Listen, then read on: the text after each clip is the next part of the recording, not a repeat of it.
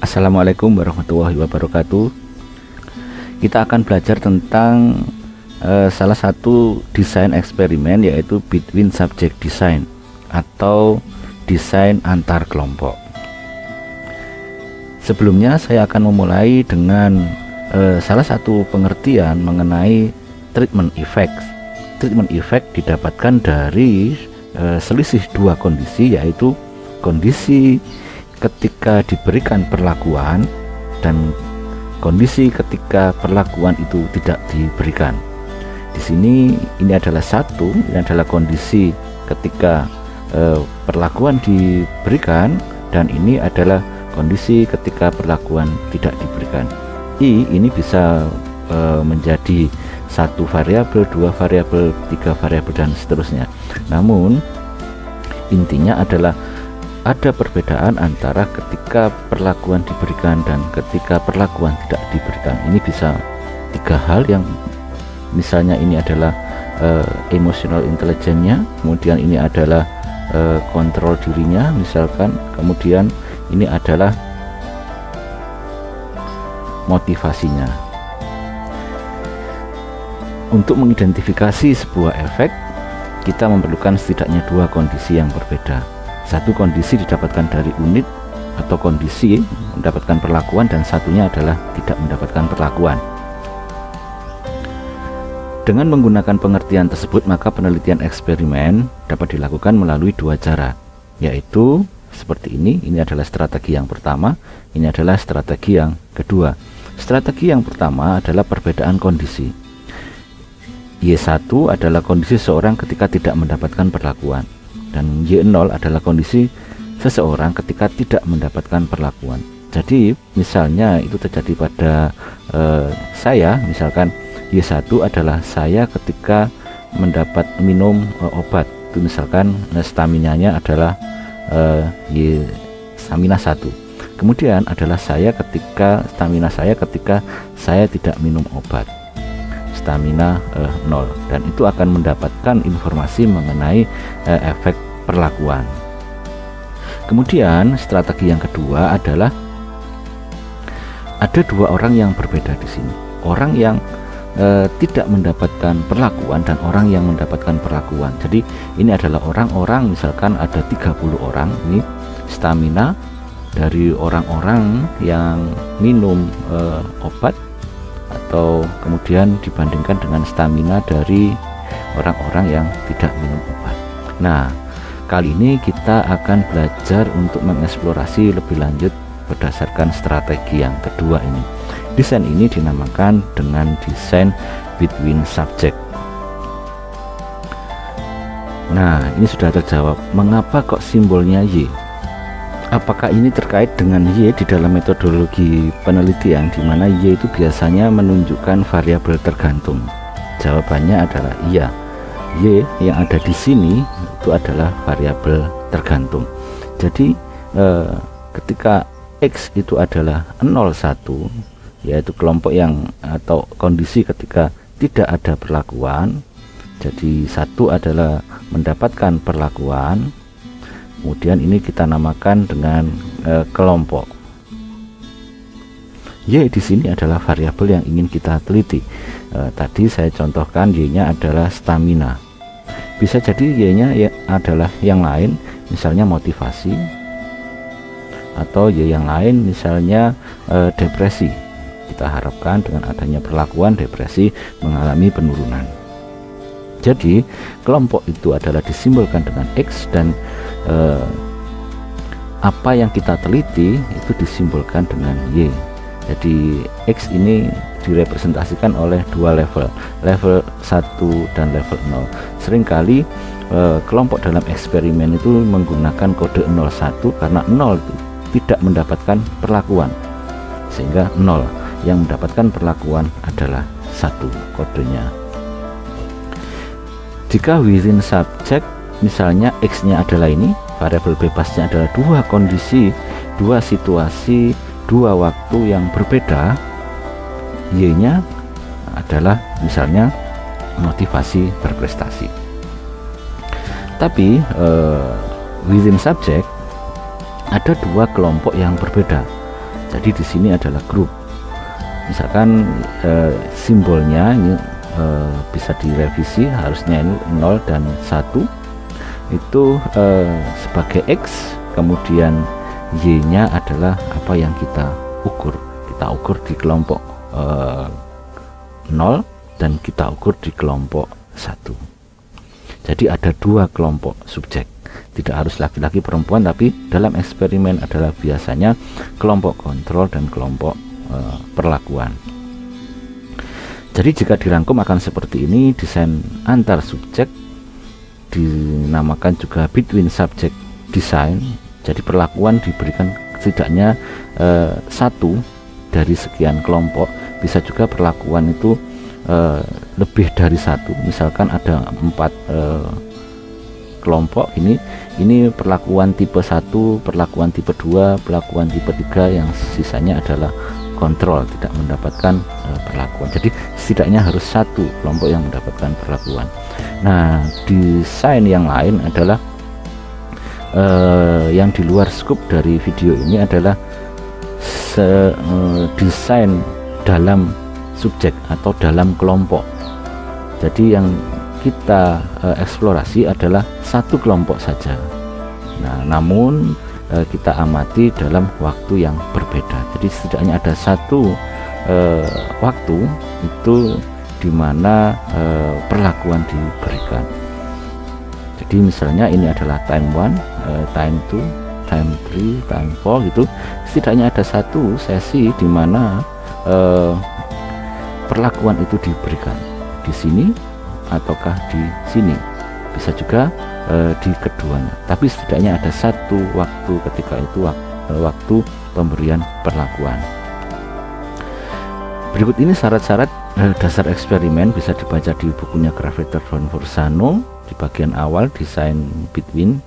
Manipulasi terhadap variabel X. Jadi kita lihat ada manipulasi, variabel X nya dibuat bervariasi, dibuat dengan cara tertentu sehingga memunculkan perbedaan. Nah, sehingga kemudian didapatkan satu set atau dua kondisi perlakuan. Kondisi perlakuan ada juga yang mengatakan sebagai level perlakuan. Kemudian perlakuan variabel yang kedua tadi ya, Y, untuk mendapatkan skor mengenai variabel itu harus diukur. Jadi ada pengukuran. Jadi yang diukur adalah variabel Y-nya, bukan variabel X. Variabel X dibuat berbeda-beda. Misalkan ini semuanya sama gitu ya. Nah, dibuat level-level. Kemudian setiap level ini dihitung Y-nya. Jadi misalkan ini level ini 10, level ini 12, level ini 13, level ini 14. Kemudian kita uji apakah ada perbedaan skor dari setiap level. Jadi yang diukur adalah Y-nya. X itu dimanipulasi agar menjadi beragam. Yang ketiga adalah melakukan perbandingan skor. Nah, ini kita sudah menyiapkan skornya, kemudian kita bandingkan ini dengan ini dengan ini dengan ini dengan ini dan seterusnya. Kemudian satu lagi adalah mengontrol semua variabel lain yang mencegah terjadinya adanya kerancuan atau yang namanya confounding variable. Jadi Y ini tidak sekedar dipengaruhi oleh X, tapi juga dipengaruhi oleh yang lain, demikian juga X. Jadi jika digambarkan itu seperti ini, Z itu adalah yang mengganggu mekanisme X mempengaruhi Y ini. Jadi sehingga pengaruh X terhadap Y ini menjadi spurious atau palsu. Jadi karena Z ini tidak dikendalikan, maka pengaruhnya palsu. Oleh karena itu confounding variables ini harus dikontrol atau dikendalikan dengan cara tertentu. Ini contohnya. Jadi ini adalah perlakuan, misalkan 0, 1, kemudian ini adalah variabel dependent, misalkan berbentuk kontinum, skornya mulai dari 0, 11, 12, 13 dan seterusnya. Namun kita harus ingat ada variabel confounder di sini. Ini contoh hubungan antara es krim dengan serangan hiu itu dipengaruhi oleh temperatur. Jadi es krim seringkali dijual di pantai-pantai itu akan meningkatkan serangan hiu. Itu bukan karena es krimnya, tapi karena high temperatur. High temperatur itu mempengaruhi penjualan es krim, dan high temperatur juga mempengaruhi serangan hiu. Nah, di akhir penelitian, kemudian peneliti membandingkan skor setiap perlakuan dengan skor setiap perlakuan lainnya.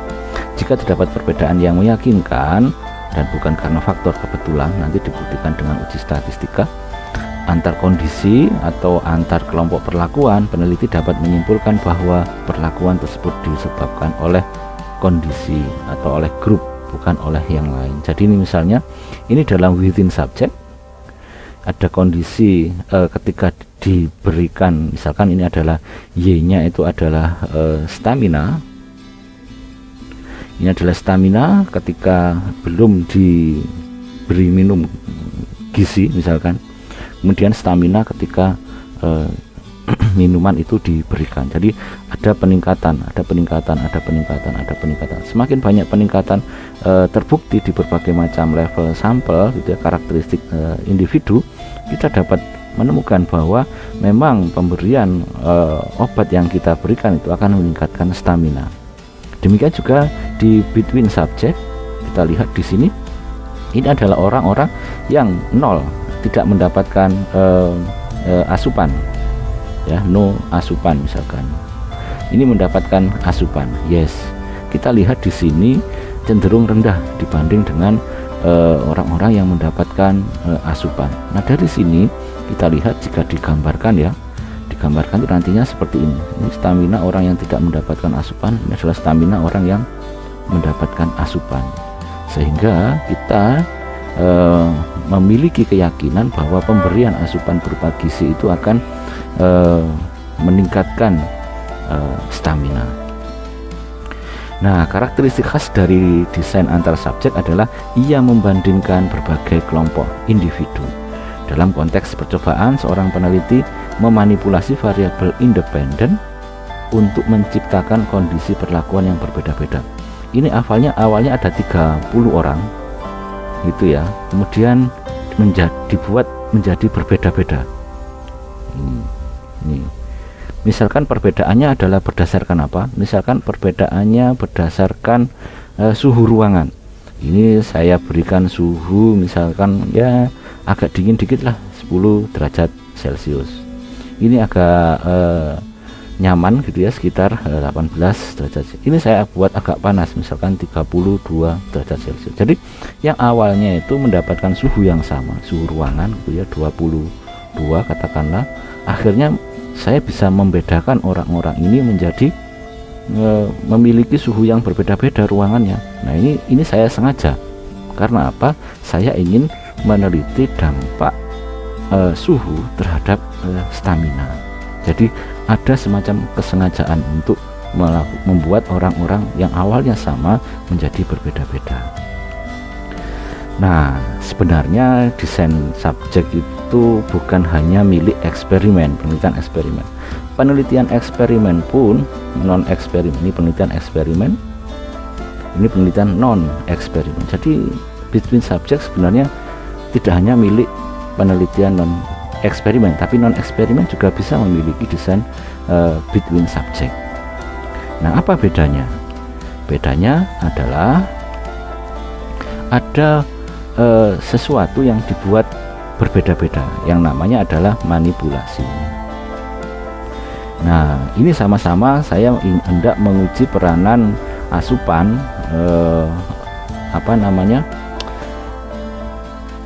minuman gitu terhadap stamina. Ini adalah kondisi natural. Ini kondisi natural. Jadi saya memilih orang-orang, apakah Anda terbiasa minum ini extra drink? Ya gitu ya, berapa kali gitu saya masukkan ke sini. Apakah Anda terbiasa meminum extra drink? Tidak gitu. Jadi ini kondisi natural. Nah, tapi yang di sini kondisi yang tidak natural. Saya menciptakan agar ini terjadi. Ini jadi saya ada misalkan ada 60 orang, kemudian saya acak ketemu di sini 30, di sini 30, kemudian orang-orang yang di sini saya kasih extra drink, mau nggak mau gitu harus diminum extra drink. Jadi saya kondisikan. Ini demikian juga ini, saya kasih sesuatu yang placebo, sebenarnya air putih tapi dikemas mirip extra drink juga. Jadi orang-orang di sini itu sebenarnya minum air putih tapi mengira dirinya minum extra drink. Jadi pengaruh confoundingnya dikontrol di sini. Nah, akhirnya staminanya saya ukur, saya bandingkan. Jadi di sini adalah sesuatu yang natural, di sini tidak natural karena sudah mengalami manipulasi. Nah, ada manipulasi di sini. Nah, apa manipulasi itu? Manipulasi adalah upaya sistematis kesengajaan untuk membuat kelompok itu memiliki perbedaan. Jadi direncanakan agar memiliki kondisi tertentu. Nah, manakah variabel itu yang misalkan kita melakukan penelitian? Ini adalah misalkan pengaruh-pengaruh semua X ini adalah semuanya variabel X, ini juga variabel X. Misalnya saya ingin X ini mempengaruhi misalkan Y. Y-nya misalkan adalah prestasi belajar. Manakah variabel-variabel yang bisa saya manipulasi? Jenis kelamin tidak bisa ya, karena dari lahir jenis kelamin sudah terbentuk. Stamina bisa sih, tapi tidak etis gitu ya. Misalkan stamina akan saya buat misalkan staminanya tinggi, staminanya rendah. Nah, tidak etis untuk membuat stamina seseorang itu saya turunkan, saya buat lapar, saya buat tidak bertenaga gitu, dan sebagainya itu. Jadi stamina saya kira tidak cocok untuk dibuat manipulasi. Kemudian gizi juga ada faktor etis tertentu dan sebagainya. Mungkin pemakaian gadget bisa ya saya manipulasi. Jadi saya kendalikan pemakaian gadgetnya, misalkan satu hari maksimal sekian gitu, yang ini satu hari maksimal sekian. Jadi ada berbagai macam variasi frekuensi pemakaian gadget, itu bisa saya manipulasi. Jadi ada variabel-variabel yang bisa dimanipulasi dan ada variabel-variabel yang tidak bisa atau sulit dimanipulasi. Ini menurut Gravater dan Borsano. However, non-experimental and quasi-experiment between subject design do not contain a manipulated variable. Jelas ya bedanya. Jadi non-eksperimen dan quasi-eksperimental itu yang membedakan adalah ada tidaknya manipulasi terhadap variabel X. Nah, di antara subjek pada desain antar kelompok itu memungkinkan satu skor saja. Jadi BD itu masuk ke dalam kelompok 0, SD juga masuk ke dalam.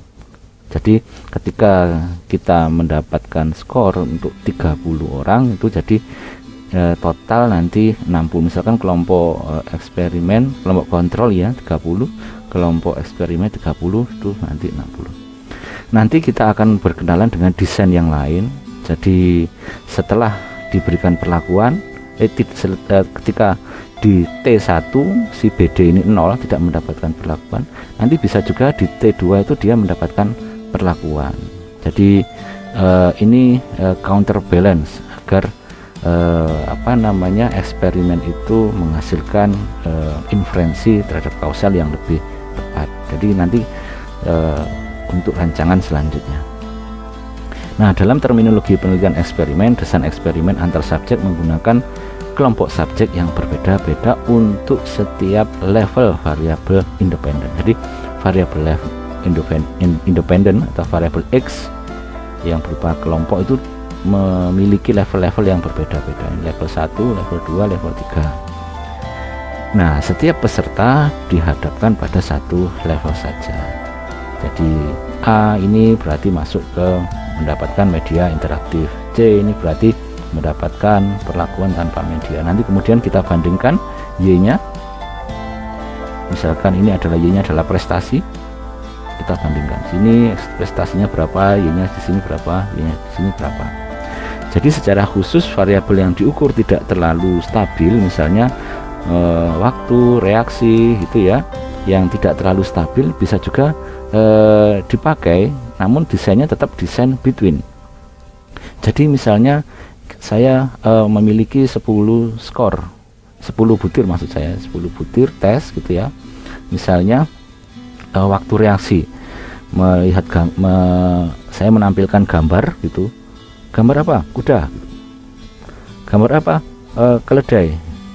Gambar apa? Gajah. Nah, itu dalam satu waktu itu, ini bukan desain within subject. Ini desain between subject, karena saya tidak memperhitungkan antar waktu di sini, tapi saya menggunakan skor totalnya. Jadi misalkan dari 10 betul 10. Nah, dari sini kan ini sebenarnya satu kali pengukuran ya, bukan beberapa kali pengukuran. Nah, seperti itu. Jadi kadang-kadang satu waktu itu merupakan komposit dari beberapa waktu pengukuran. Nah, ini didapatkan dari Gravator dan Bolzano. Jadi partisipan di assign ke dalam ini namanya, nanti ada namanya random assignment. Jadi membedakan kelompok yang sudah ada. Misalkan saya punya 90 orang, saya bagi acak 30 ke sini, 30 ke kelompok 2, 30 ke kelompok 3. Ini random assign. Bedakan dengan random sampling. Random sampling adalah random untuk memilih 90 ini. Jadi ada populasi, misalkan populasinya itu adalah katakanlah 1000 orang. Kemudian saya tidak mungkin menguji 1000 orang ini, mengundangnya dalam eksperimen, biayanya bisa banyak sekali itu. Nah, saya hanya mengambil sampelnya. Nah, disinilah random sampling. Nah, ketika 90 ini sudah terundang, sudah hadir semua, itu sudah tercatat, saya memisahkannya menjadi 3 kelompok yang berbeda, itu namanya random assignment. Jadi assignment dan sampling itu berbeda, meskipun namanya ada randomnya. Jadi keuntungan utama dari desain antar subjek adalah bahwa setiap skor individu tidak tergantung pada skor yang lain. Jadi skornya independen, karena setiap peserta hanya diukur sekali. Peneliti cukup yakin bahwa pengukuran yang dihasilkan relatif bersih dan tidak terkontaminasi oleh faktor-faktor yang lain. Nah, kadang-kadang kemudian desain ini dinamakan dengan Independent Measure Experiment Design. Dalam percobaan yang membandingkan kinerja kondisi suhu yang sudah saya contohkan tadi, misalnya peserta hanya satu suhu saja ya, masuk ke 18 ataukah masuk ke 22 ataukah masuk ke 30, nggak mungkin dia masuk ke dalam kedua suhu, karena sifatnya kelompok ini adalah eksklusif. Lalu apa kelebihan dan keterbatasan desain between subject ini? Yang pertama, tidak ada efek belajar karena hanya satu kali pengukuran. Yang kedua, prosedurnya tidak melelahkan. Beda dengan within subject ya. Di hari ini diamati, besok diamati. Itu sudah ada faktor kelelahan. Bisa jadi satu ikut gitu ya, hadir 30 skornya, tapi ini missing, dia nggak hadir di dalam pengukuran. Nah, jadi prosedur between subject tidak melelahkan. Yang ketiga, dapat membandingkan berbagai macam variasi seperti suhu tadi. 10 derajat itu variasinya kita bikin banyak, mudah sekali. Kemudian yang keempat, mudah untuk mendapatkan subjek dalam ukuran besar. Jadi jika ini adalah 60 gitu ya, kita cukup 15 dan 15 gitu. Kita setiap kelompok, maksud saya 30 gitu ya. Kalau ini kan harus banyak 60. Ini kalau gini yang kita treatment cuma 30 orang ini aja, yang ini kelompok kontrol. Beda dengan ini kan 60 nya kita treatment semuanya. Nah, keterbatasan yang lain adalah maksud saya keterbatasan between subject adalah membutuhkan ukurannya memang besar. Ada yang bilang minimal 15, ada yang bilang juga minimal 30, tergantung dari berbagai macam pertimbangan. Yang kedua, peneliti harus memastikan bahwa kelompok yang masuk ke dalam misalkan level tadi A, B, C, D itu orang-orangnya itu harus memiliki karakteristik yang setara. Baik, kita lanjutkan di video selanjutnya yang membahas pengaruh perbedaan individual dalam desain antar kelompok. Terima kasih. Assalamualaikum warahmatullahi wabarakatuh.